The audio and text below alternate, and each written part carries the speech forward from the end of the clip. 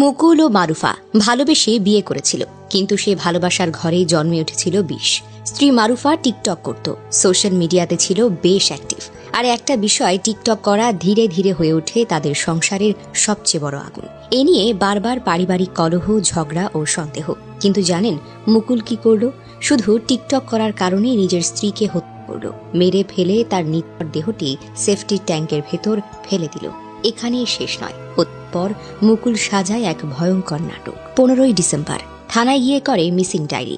বলেন, আমার স্ত্রী অন্য ছেলের সঙ্গে পালিয়ে গেছে। পুলিশ জানায়, গত 11ই ডিসেম্বর মারুফা তার চাচাতো বোনের বিয়ের অনুষ্ঠানে নাচের একটি ভিডিও টিকটকে আপলোড করেন। সেই ভিডিওই হয়ে ওঠে মৃত্যুর কারণ। 13ই ডিসেম্বর রাতে এই নিয়ে স্বামী স্ত্রীর ভেতর তীব্র ঝগড়া বাঁধে। কথা কাটাকাটি হলে হাতাহাতি, আর এক পর্যায়ে মুকুল মিয়া তার প্রিয়তমা স্ত্রীকে গলা শ্বাসরোধ করে হত্যা করেন। পর প্রমাণ লুকাতে তিনি মরদেহটি ফেলে দেন নিজের বাড়ির টয়লেটের সেপটিক ট্যাঙ্কে। এমনকি মুখে সিমেন্ট দিয়ে প্লাস্টার করে দেন। পরদিন থেকে মুকুল নাটক সাজান।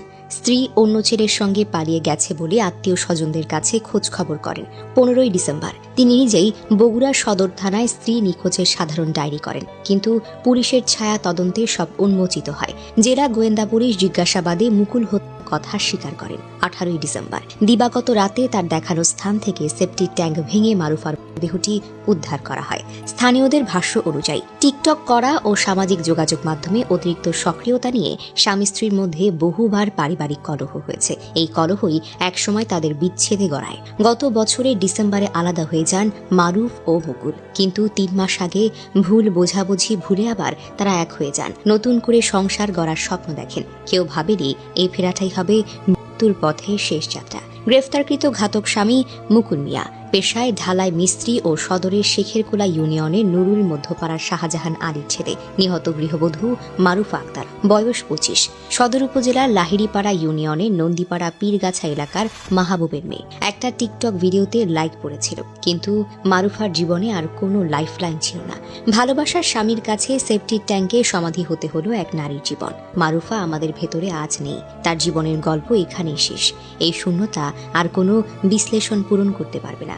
এই ঘটনা আমাদের শেখায়, মানুষের অনুভূতি, মানসিক চাপ, সম্পর্কের টানাপোড়েন সবকিছুই হালকা করে দেখার কোনো সুযোগ নেই। সময় মতো বোঝা, শোনা এবং প্রয়োজন হলে সহায়তা নেওয়াই হয়তো অনেক অকাল পরিণতি ঠেকাতে পারে। শেষ পর্যন্ত এইটুকুই বলা যায়, একটা জীবন থেমে যাওয়া মানে শুধু একটি মানুষের নয়, এটি একটি পরিবারের স্বপ্ন, স্মৃতি আর সম্ভাবনার চিরতরে থেমে যাওয়া। এই নীরবতা আমাদের আরো বেশি সংবেদনশীল হতে শেখাক।